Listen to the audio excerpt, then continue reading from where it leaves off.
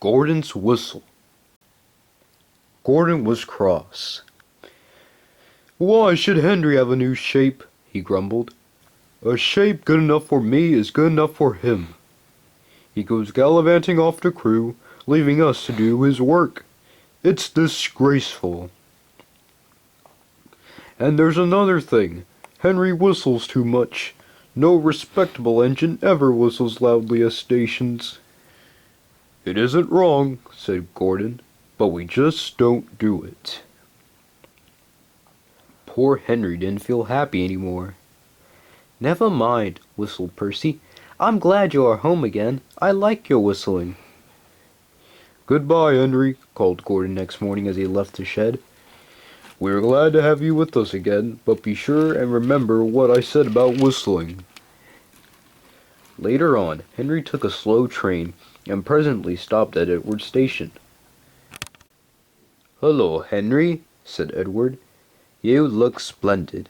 I was pleased to hear your happy whistle yesterday." "Thank you, Edward," smiled Henry. "Shh, shh. Can you hear something?" Edward listened.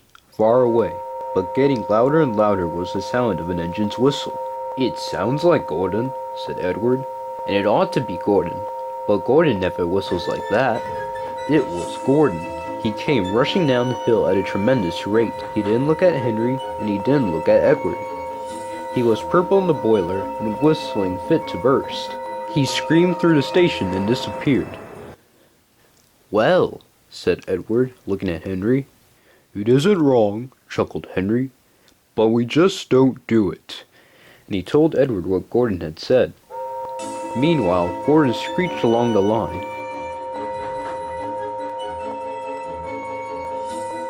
People came out of their houses.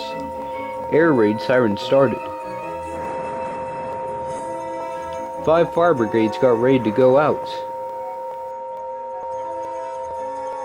And horses upset their carts.